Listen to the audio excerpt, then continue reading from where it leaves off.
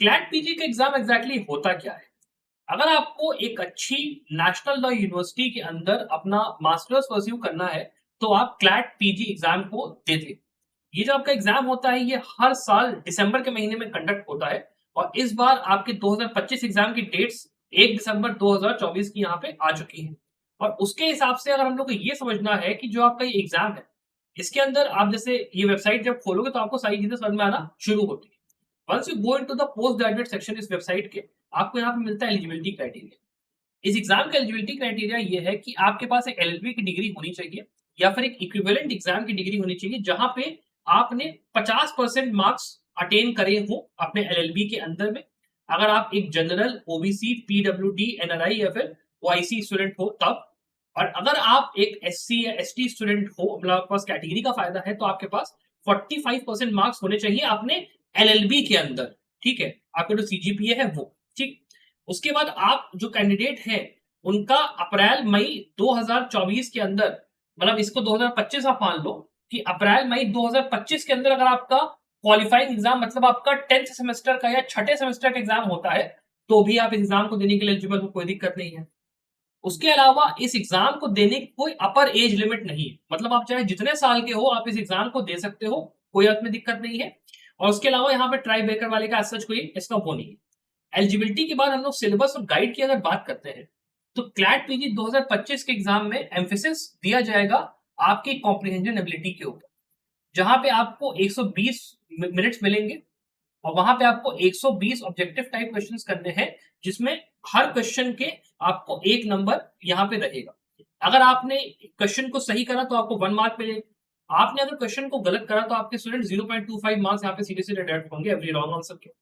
अगर हम लोग बात करते हैं कि इसके अंदर सब्जेक्ट कौन कौन से हैं, तो आप ये देखिए, यहाँ पे आपके मैंडेटरी सब्जेक्ट्स जो कि आपके अंडर ग्रेजुएट प्रोग्राम में है वो सारे के सारे रहेंगे। और इसमें इंक्लूड होगा आपका constitutional law, jurisprudence, administrative law, law of contracts, law of torts, family law, criminal law, जिसमें आईपीसी सीआरपीसी एविडेंस, जो कि अब नया वाला आपका भारतीय न्याय संहिता सुरक्षा संहिता वो सब कुछ रहेगा। Property law, company law, public international law, tax law, environment law, labour and industrial law इन्होंने मेंशन यहाँ पे कर दिया। लेकिन जो यहाँ पे कैवियट है वो ये है, इन्होंने लिखा है mandatory subjects of the under graduate programme. मतलब आपके एलएलबी के अंदर जितने सब्जेक्ट्स थे अपार्ट फ्रॉम द सब्जेक्ट जो यहाँ पे मेंशन्ड है, वो भी यहाँ पे इंपॉर्टेंट है, तो आपको वो भी मार्क करके चलना है। और इसके लिए आप मेरी वो वाली वीडियो देखिए जहाँ पे मैंने कंप्लीट सिलेबस आपको एक एक टॉपिक वाइज बताया है, वो आप जरूर देखिए। ठीक है। इसके बाद आपका जो ऑब्जेक्टिव सेक्शन है उसके अंदर आपको कैसे प्रिपरेशन करनी है, यहाँ पे क्लैट ने हमको थोड़ा सा ये बताया, हमको ये समझने की जरूरत है। तो यहाँ पे ये लोग कहते हैं कि भाई देखो, आपको एग्जाम के अंदर एक्सट्रैक्ट प्रोवाइड करे जाएंगे लीगल प्राइमरी स्टडी मटेरियल के। ठीक है।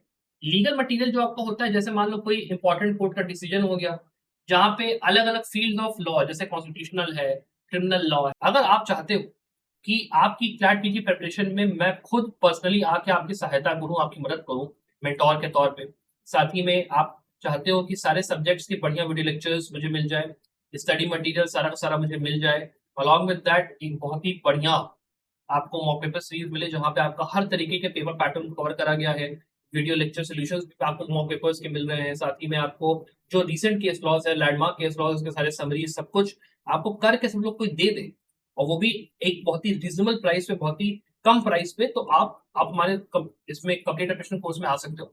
5 to 9 में ये कोर्स आपका स्टूडेंट्स अवेलेबल रहेगा। आप पिछले 4 साल में हमारा रिकॉर्ड भी देख सकते हो संभव लॉ का।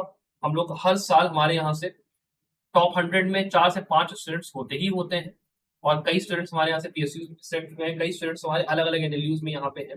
तो हमारा बहुत पुराना ट्रैक रिकॉर्ड रहा है इस पूरे सक्सेस का। तो अगर आपको स्टूडेंट्स एनरोल करना है, आप डेफिनेटली इस कोर्स को चेकआउट कर सकते हो। एंड अपार्ट फ्रॉम दैट, अगर आप चाहते हो कि केवल मैं केस लॉज के लिए और टेस्ट सीरीज और मॉक पेपर्स वगैरह के लिए ही आपके साथ, आपको मेरे को साथ जुड़ना है, तो आप 4,000 रुपए में ये वाला कोर्स में एनरोल कर सकते हो। यहाँ पे आपको वो दोनों चीजें मिल जाएंगी। बट मेरा पर्सनल रिकमेंडेशन रहेगा कि आप पहले वाले कोर्स के लिए जाओ, तो बेटर थोड़ा आपके लिए पड़ेगा। है आपका फैमिली लॉ है, आपका कॉन्ट्रैक्ट लॉ है, अलग अलग लॉ से जुड़े हुए यहाँ पे बात हो रही है।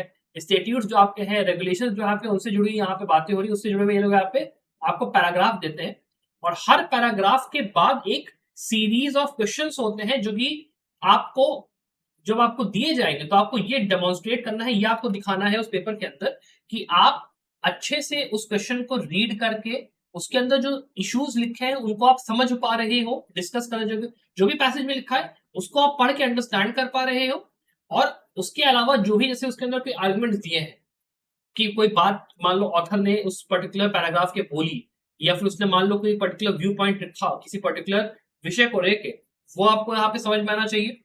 उसके अलावा वो लोग चेक करते हैं आपकी अवेयरनेस कि किसी पर्टिकुलर इशू को, जैसे मान लो अभी मामला चल रहा है यहाँ पे यूसीसी का फॉर इंस्टेंस, अब यूसीसी के मामले में मान लो पैसेज आया, तो आपकी कितनी अवेयरनेस है उस पैसेज को लेके, एज वेल एज जो legal issues and facts related हैं और उस पर्टिकुलर पैसेज से अराइज आउट हो रहे हैं, मतलब निकल के आ रहे हैं, उनके अंदर आपकी कितनी नॉलेज है, और वो जो पर्टिकुलर जजमेंट या स्टेट्यूट से मान लो उसको जो निकाला गया है उसको आप कितने अच्छे से समझ पा रहे हो, दैट इज उसकी अवेयरनेस वो लोग चेक करते हैं कि किसी केस का उठा के दिया तो कितना आप उसको समझ पा रहे हो।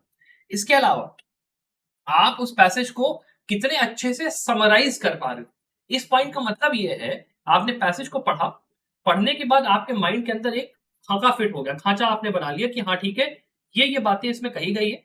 उसके बेसिस पे मेरे को जब क्वेश्चन को आंसर करना है तो मैं तुरंत पकड़ पाऊं कि ये जो 4 स्टेटमेंट्स अगर इस क्वेश्चन में दिए हैं कि ये स्टेटमेंट पहला, दूसरा, तीसरा, चौथा, उसमें से कौन सा स्टेटमेंट सही है, कौन सा स्टेटमेंट गलत है, मैं तुरंत पकड़ पाऊं। और मैं वो तभी पकड़ पाऊंगा जब मेरे दिमाग में एक समरी होगी उस पर्टिकुलर पैराग्राफ की, समझे, पर्टिकुलर समरी होगी। अगर मान लो दिया हुआ है कि हाँ भाई ये पर्टिकुलर स्टेट्यूट है, ये पर्टिकुलर स्टेट्यूट है, इसमें से कौन सा सही है, आप तभी बता पाओगे जब आपके दिमाग के इसमें समरी होगी तब। That is the funda that they are talking about. उसके अलावा आपकी ability to apply your knowledge, जो कि पर्टिकुलर जिस फील्ड के बारे में वो बात कर रहे हैं, मान लो फैमिली लॉ है, तो आप अपनी नॉलेज लगा पाओ कि मैंने वो पैराग्राफ पढ़ा, उससे मुझे समझ में आया कि हाँ जो जजमेंट था उसका ये कहने का मतलब था। उसके हिसाब से आप अपना दिमाग लगा के ये आप आइडेंटिफाई कर पा रहे हो कि ठीक है ये करेक्ट आंसर है या फिर ये करेक्ट आंसर है।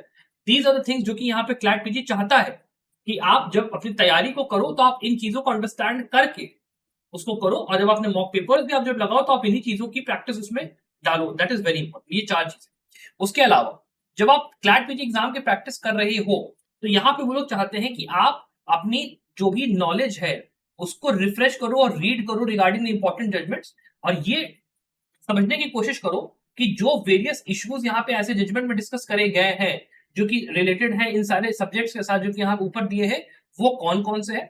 और उसके साथ आप इस चीज का अपनी नॉलेज को देखो कि जो आपके इंपॉर्टेंट कॉन्स्टिट्यूशनल और लेजिस्लेटिव प्रोविजंस यहाँ पे आते रहते हैं, उसमें जो कि सबसे ज्यादा जो रीसेंट जजमेंट से जुड़े हुए हैं, रीसेंट जजमेंट्स यहाँ पे देखो साफ साफ लिखा है, रीसेंट जजमेंट से जुड़े हुए जो आपके कॉन्स्टिट्यूशनल दीवर आपके प्रोविजंस आते हैं, उनको आपको रीसेंट जजमेंट्स को कायदे से पढ़ना है, और ये इंश्योर करना है कि जो उसका हिस्टोरिकल केस लॉ है, मतलब उस जजमेंट के आने के पहले आपका कोई पॉइंट ऑफ लॉ रहा होगा और उसके पहले कोई जजमेंट आया होगा, फिर उसके अलावा चेंजेस हुए होंगे, तो वो जो सीरीज ऑफ जजमेंट आता है, जैसे चपकम दुराई राजन आपका कॉन्स्टिट्यूशनल अमेंडमेंट एक्ट आया 1951, उसके बाद एक आपका लेवल आया इंदिरा सहानी का, फिर उसके बाद और चीजें चेंज हुई, वैसे वैसे करके कि केस आया, लॉ के अंदर चेंज, फिर केस आया, फिर लॉ के अंदर change, historical case law and amendments, ये आपको अच्छे से पता होने चाहिए for each and every recent judgement, ये आप इन लोगों का कहना है।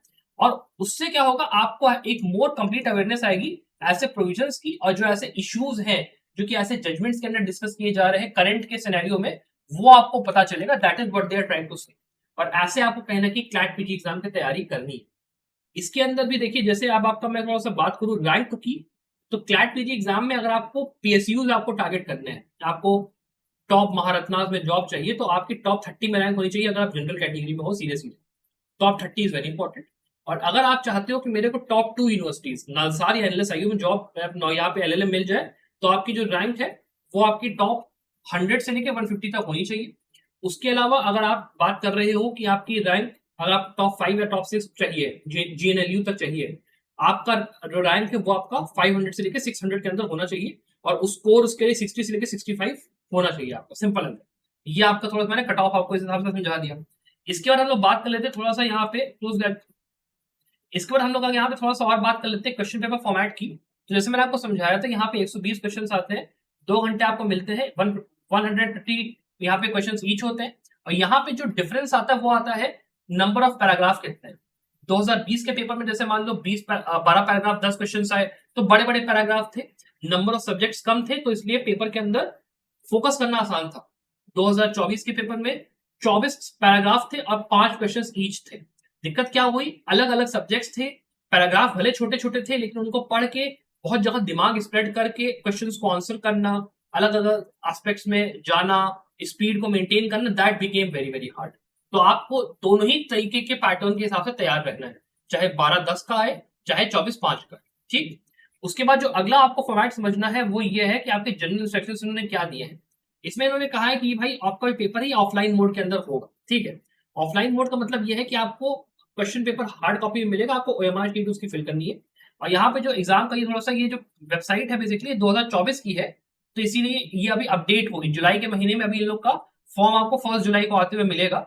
उसमें आपको ये लोग बताएंगे कि ये डेट की शेड्यूल ये है, ऐसा ऐसा है, यहाँ पे टोटल में 18 एनएलयूज है, उसके अंदर सीट्स ऐसी हैं, बाकी चीजें। तो ये उतनी यहाँ पे इंपॉर्टेंट नहीं है। एनरोलमेंट जैसे यहाँ पे 1 जुलाई 2023 लिखा है, 2024 ही हो जाएगा। ये सब कुछ आपको पूरा दिया है कि क्या क्या आपको डॉक्यूमेंट्स चाहिए, बाकी चीजें चाहिए, ये सब की मैं एक अलग सेपरेट वीडियो बनाऊंगा। बट यहाँ पे अगर आप देखोगे तो आपको passport size photo, signature, categories आपको चाहिए, SC ST अगर आप उसके हो, फिर रेलिवेंट सर्टिफिकेट चाहिए जो कि अगर आप मान लो PWD हो, BPL कैंडिडेट हो। फिर एप्लीकेशन फीस वगैरह यहाँ पे 4,000 रुपए है, 3,500 रुपए है SC ST और PWD BPL कैंडिडेट्स के लिए, और 500 रुपए आपका रहता है। आपको लास्ट ईयर के पेपर्स चाहिए तब का, वो सब चीजें जरूरत ऐसे पड़ती नहीं है। फिर आपका बैंक ट्रांजेक्शन बाकी चीजें यहाँ पे दी हुई, तो उतना इंपॉर्टेंट नहीं है। फिर लास्टली आपको जो एक चीज पता होनी चाहिए कि टेस्ट डे के लिए क्या वो लोग कहते हैं, कि ये सब कुछ इन्होंने बैठ दिया कि शॉर्ट बेल है, लॉन्ग बेल है, वो मैं आपको अलग से जिस दिन एग्जाम होना होगा उसके पहले मैं आपको पूरा एक्सप्लेन करूँ। एंड अकॉर्डिंगली विद दैट मैंने आपको जो मेजर चीजें आपको पता होनी चाहिए for the CLAT PG exam, मैंने आपको सारी सारी एक्सप्लेन कर दी using the website of CLAT PG itself. Accordingly अगर आपको कोई सवाल है रिगार्डिंग क्लैट पीजी, साथ ही में अगर आपको हमारे कोर्सेज में एनरोल करना है, जैसे कि मैंने वीडियो के थोड़ा सा बीच में बताया, तो आप डेफिनेटली चेकआउट कर सकते हो उन कोर्सेज को। Apart from that, I wish you the very, very best of luck for your success. Bye.